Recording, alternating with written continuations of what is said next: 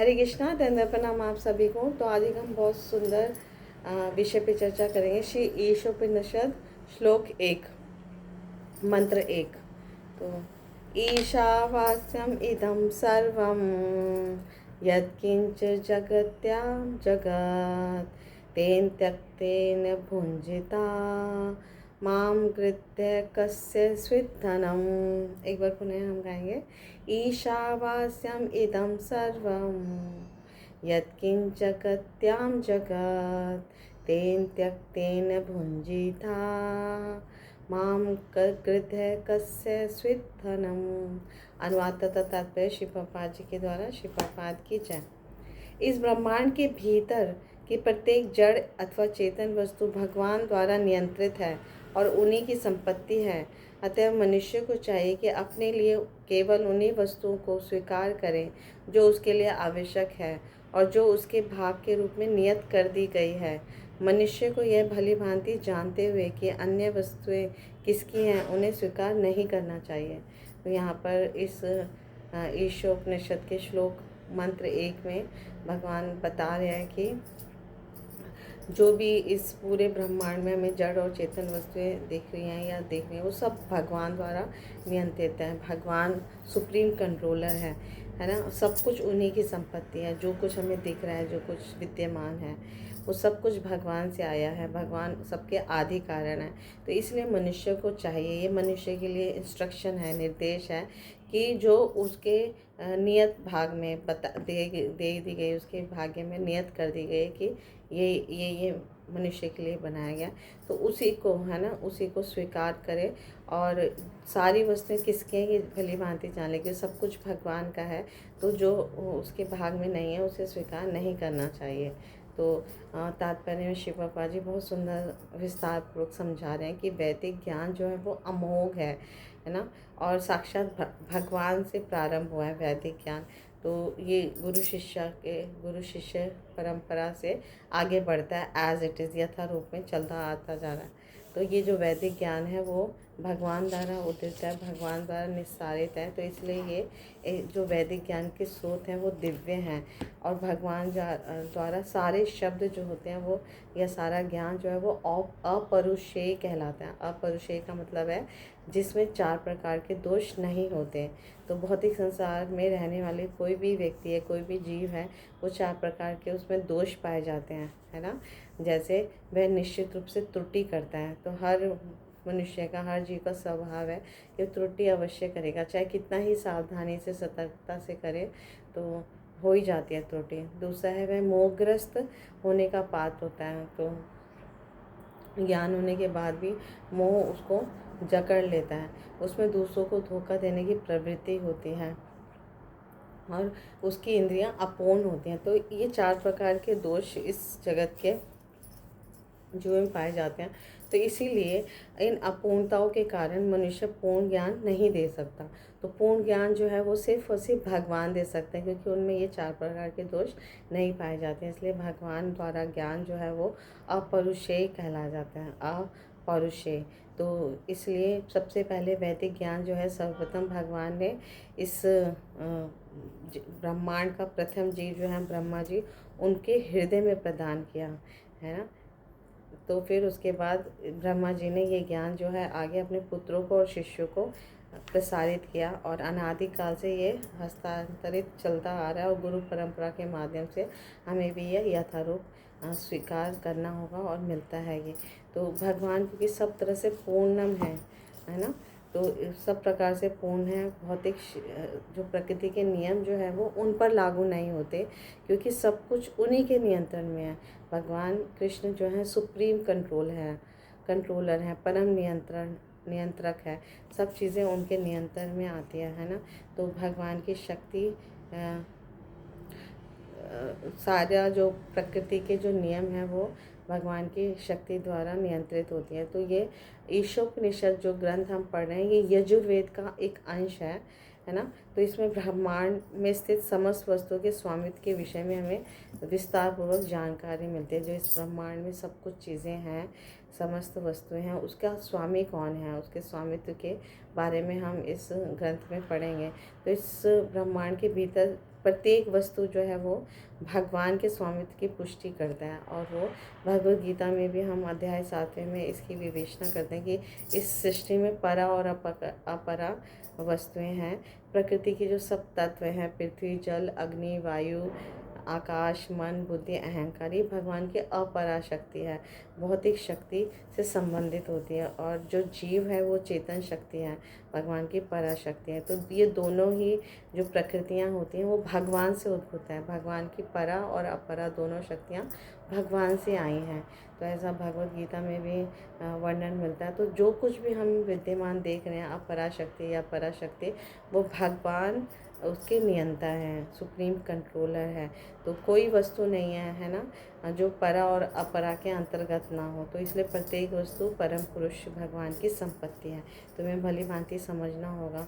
तो परम पुरुष जो हैं यानी भगवान श्री कृष्ण पूर्ण पुरुष हैं, हमें ये समझना है।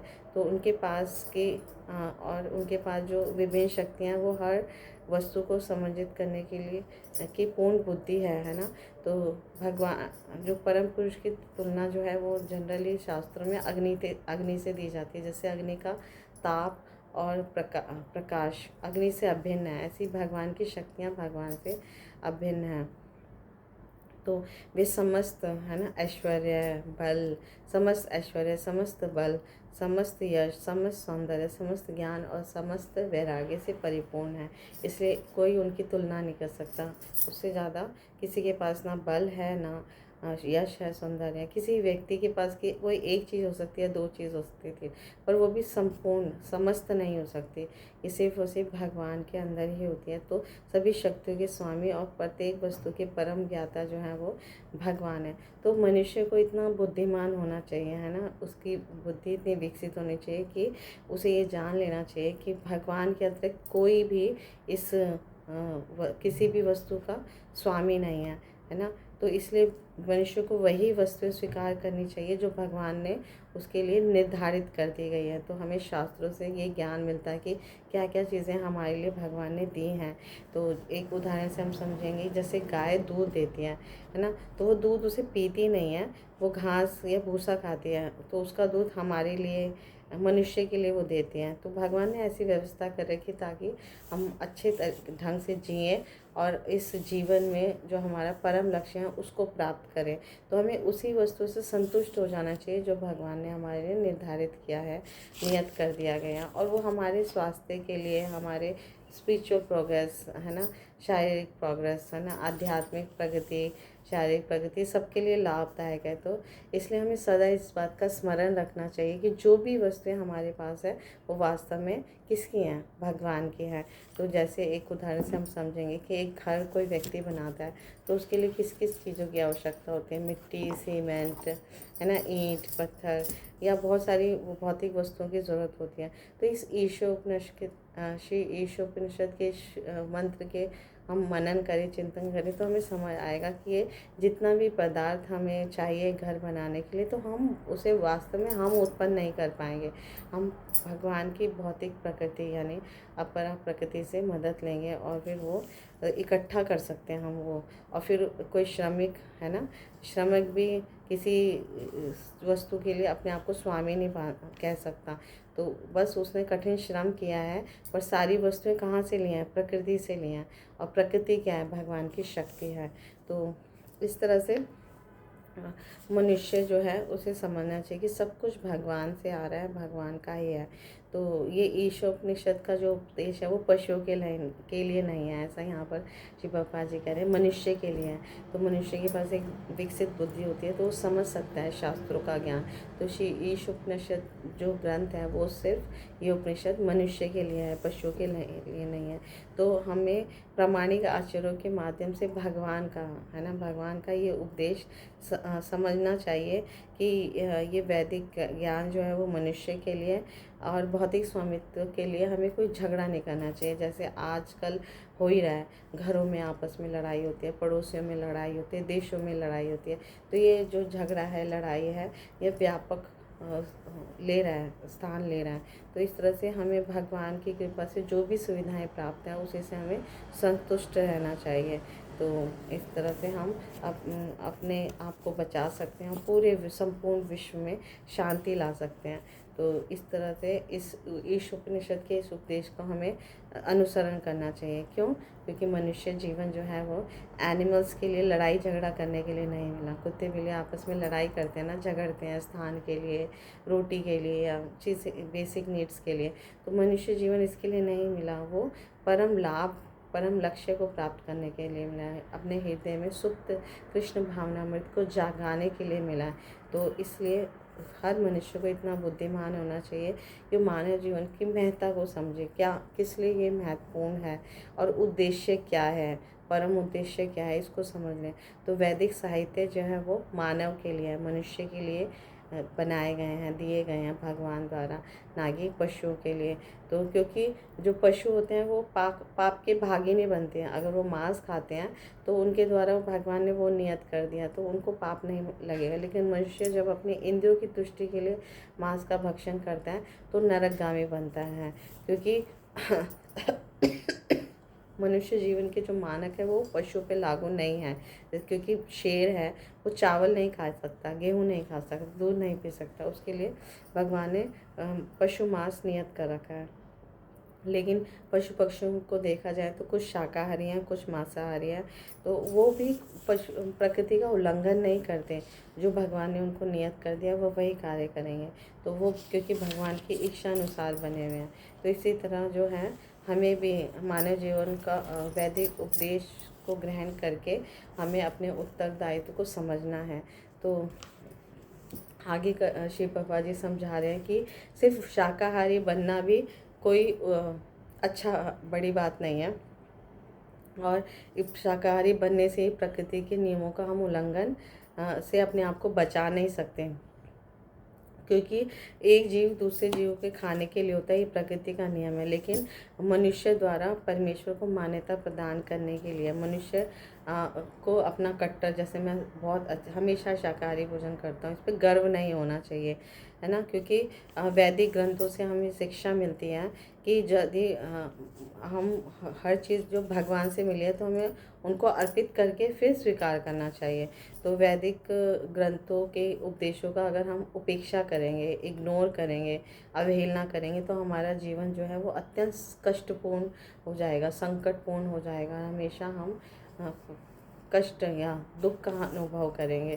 तो परमेश्वर की सत्ता को पहचानने के लिए मनुष्य जीवन मिला है और भक्त बनने के लिए हमें मिला है। तो ये भक्त कैसे बनेंगे, हम कैसे भक्ति जागृत करेंगे, वो ये है कि जब हम भगवान को अर्पित किया हुआ भोजन का उच्छिष्ट खाएंगे, यानी प्रसाद को स्वीकार करेंगे। तो जो भी चीज़ हम शाकाहारी भोजन जो भी हमने पकाया है, बनाया है, भगवान को स्मरण करते हुए पहले उनको ऑफर करके जब वो प्रसाद बन जाए तो भगवान को अर्पित किया भोजन जब उनका उच्छिष्ट जब हम प्राप्त करेंगे, रेगुलर खाएंगे, तो हम भक्त बन जाएंगे धीरे धीरे, शनै शनै। और इस तरह से भगवत भक्ति करने के लिए मनुष्य देह मिले हैं। जो व्यक्ति भगवान को अर्पित किए हुए खाता है, भगवद गीता के 3.13 श्लोक में लिखा है कि वो हर कौर में पाप खाता है। तो हमें वो नहीं करना, हमें हर चीज़ भगवान को अर्पित करके खानी है। और हर चीज़ जो भी हमें आवश्यकता है या जो भी हमारी नियत कर गई है, भगवान ने दिया है, उसको भगवान को अर्पित करते हुए हमें स्वीकार करना चाहिए और इस तरह से अपने जीवन में संतुष्टि पुष्टि का अनुभव करना चाहिए।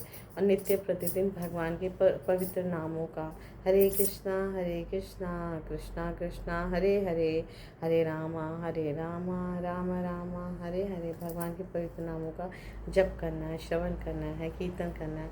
भगवान के रूप गुण लीला धाम और वैदिक शास्त्रों से उनके बारे में या उनकी कही गई बातों का, उनके आदेशों का जब हम पालन करेंगे तो हम भगवत धाम वापस चले जाएंगे। इसी के लिए मनुष्य जीवन मिला है।